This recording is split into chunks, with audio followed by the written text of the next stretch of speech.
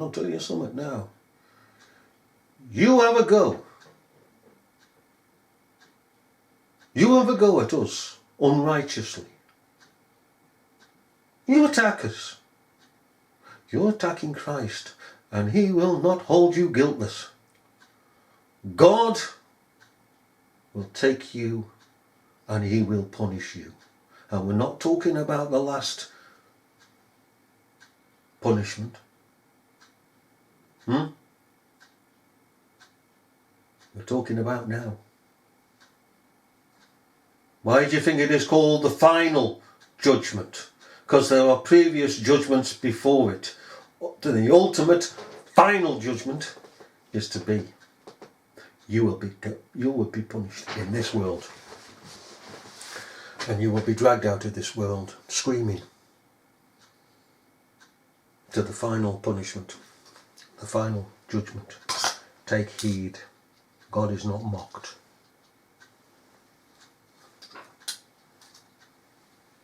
And what does Christ say to the goats?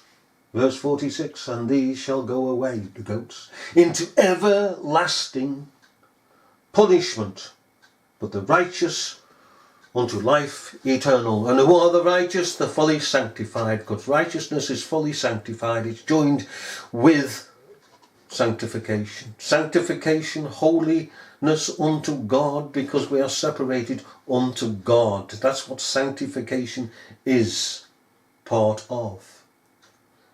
Being holy before God. Fully sanctified as we are. So, Mr. Arminian sanctification movement, you can take your sanctification, you can keep it, you can promote it, you can carry on with it. But we're not going to listen to you. We're going to fight back. You can equally keep your religion, and it is your religion. Arminianism is a godless religion serving the devil of commitments and continually attacks upon us. Oh, they pull back their bows. The arrows of contention they fire at us. But they can't get at us. Do you know that religion that exalts man and does away with the law of God? Totally, utterly godless religion. That is all pervasive.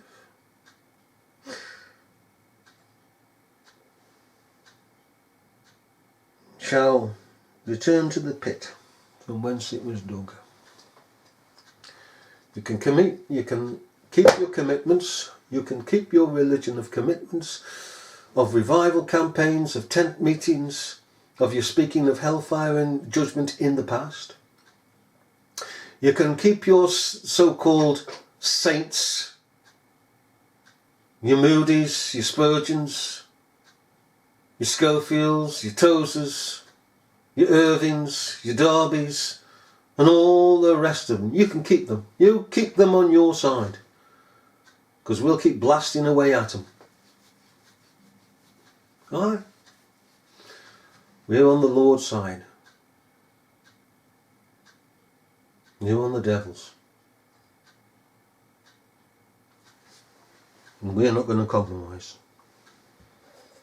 And I'll say this in closing. It's sad to see the pulpits the way they are.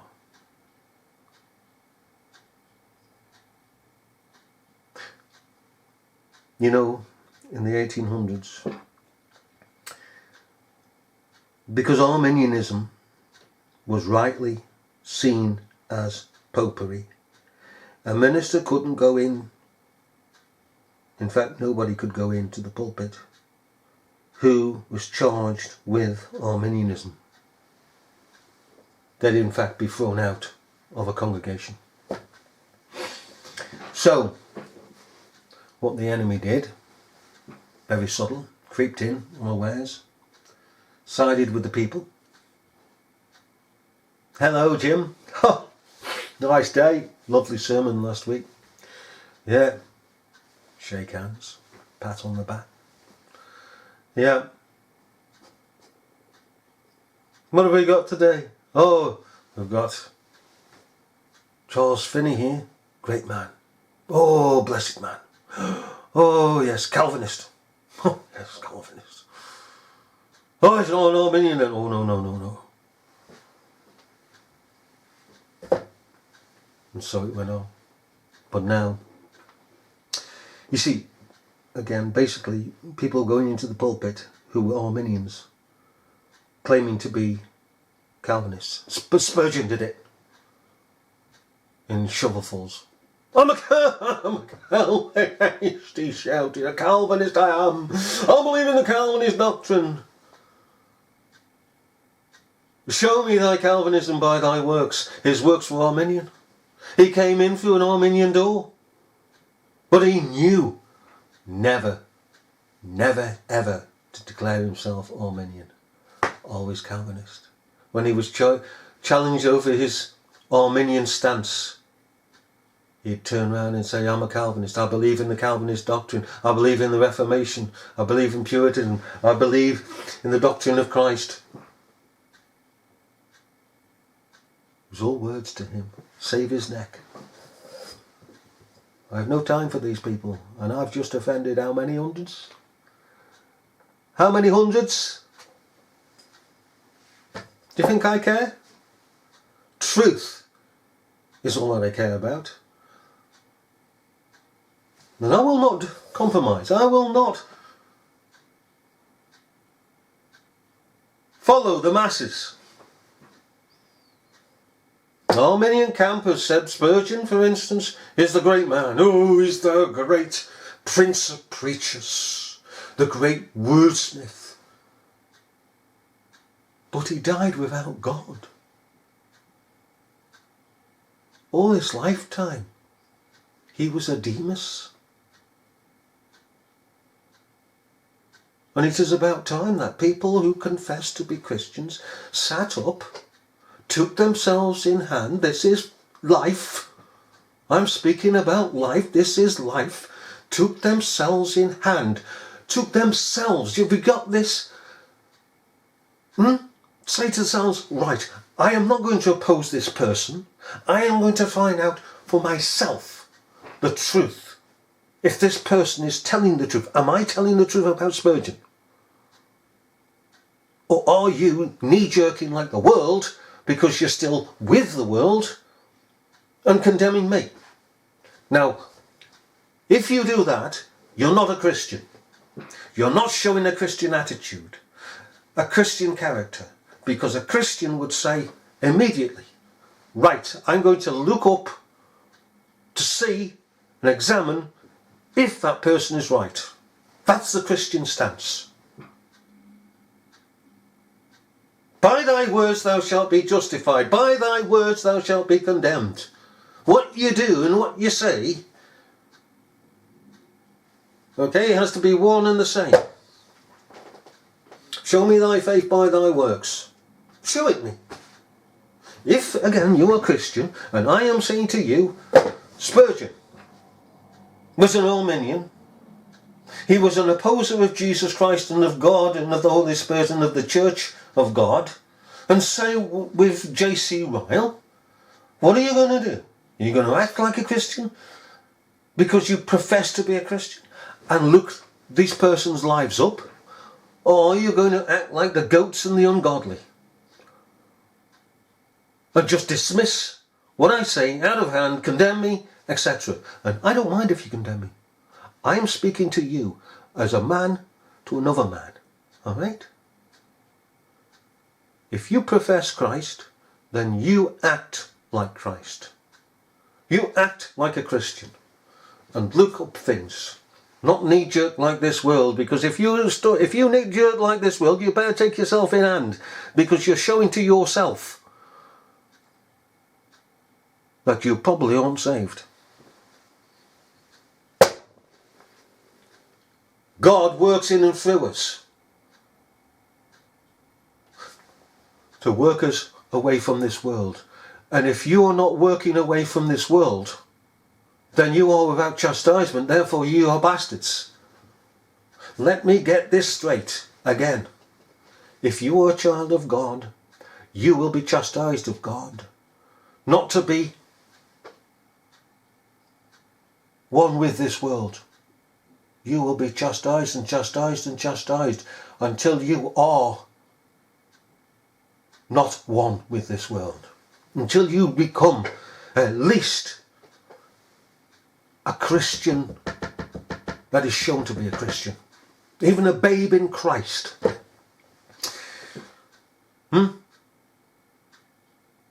We are not left alone. We are the children of God, and he chastises us and he brings us on. And we are at different levels. There are very few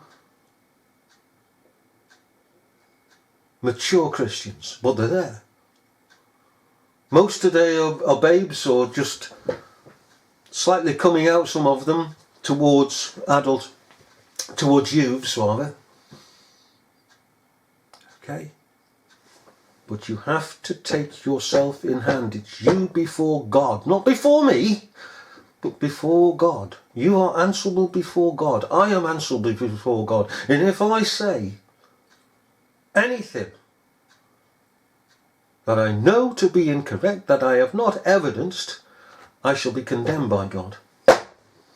And I am not going to say anything that I cannot evidence, because secondarily, I am not an Arminian. I do not spread falsehood.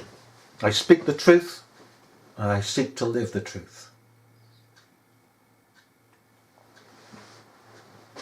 And I am, like you should be, corrected by myself when I make mistakes. But when it comes down to the fundamental principles of things,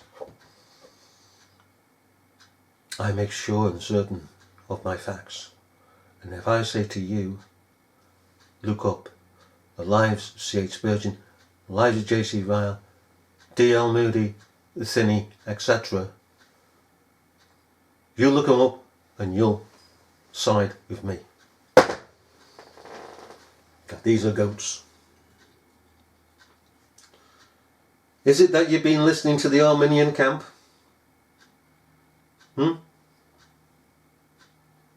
Is it?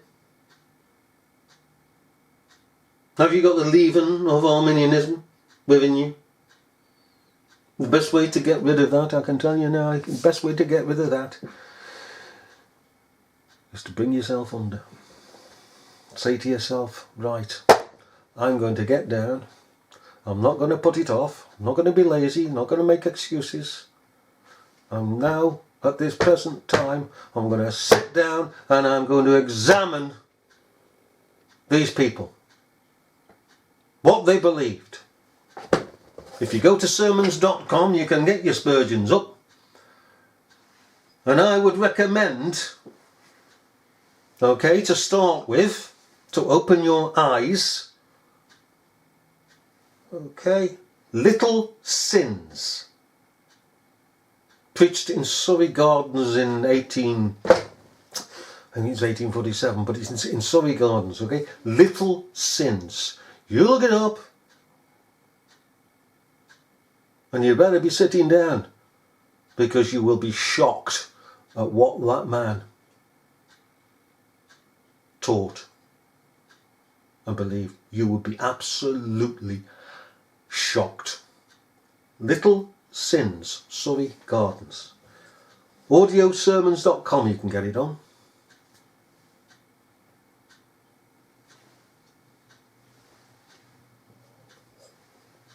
You can also do the same with the rest. J.C. Ryle, by the way. Have you ever noticed that his tracts are philosophical Arminian? Take a tract. Any tract you like. Okay? And read it. And tell me this. You and I know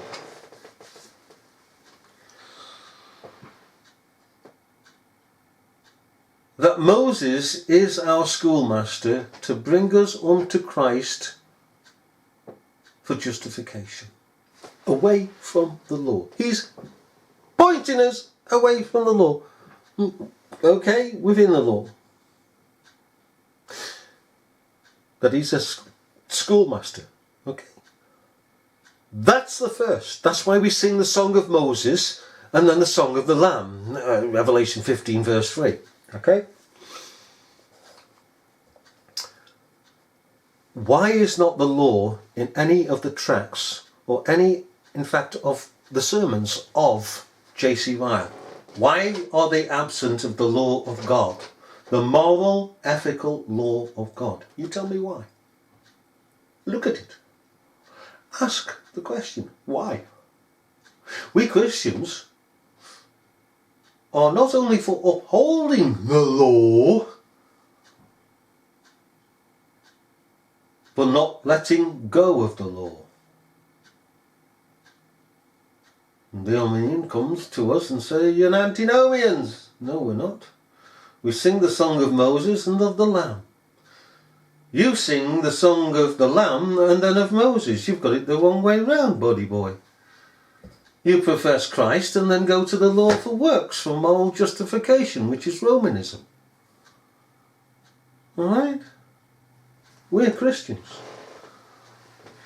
Moses is our schoolmaster to bring us unto Christ. I lived, says Paul, once with the law. But without the law, because once the law revived, I died. Pharisee of the Pharisees was Saul of Tarsus, and the law came because it's spiritual. It came in its spiritual fullness, and he was convicted, and he went through great tribulation. He was blinded for a while. Great tribulation. And then he was washed in the robes, washed in the blood, and his robes were made white in the blood of the Lamb.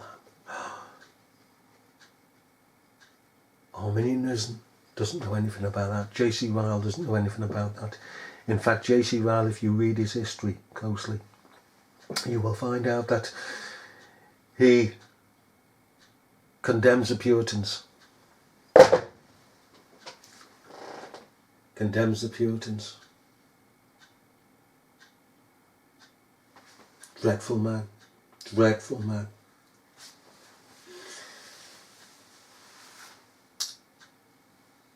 We are fully sanctified in the Lord.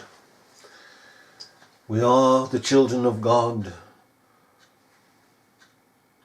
And it is up to us to separate, which is another expression of sanctification, because we are fully sanctified in the Lord through justification by faith. Faith granted by God, justification granted by God, given as a gift from God that we are undeserving of. He gives it to whom he wishes, and he gave it to us in eternity. Now, in order to follow on as Christians to an expression of our sanctification of our faith, there needs to be a sanctification in the sense of separation. So we don't join with Arminians. We don't join with the counsel of the ungodly. We separate from them.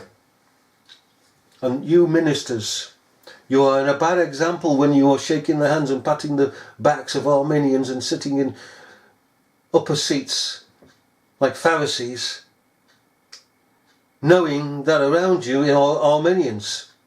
They are opposed to Christ, but all you can say is that I need these people to join me in these protests that I hold. And the more the merrier. It doesn't matter if they're Arminians, doesn't matter if they're of the tongues movement, doesn't matter if they're of the holiness movement, it doesn't matter if they are of this and that and the other movement, if they got dog collars on or not. It doesn't matter. They're just as long as they agree with the immoral nature of society. That's not right. That is not right.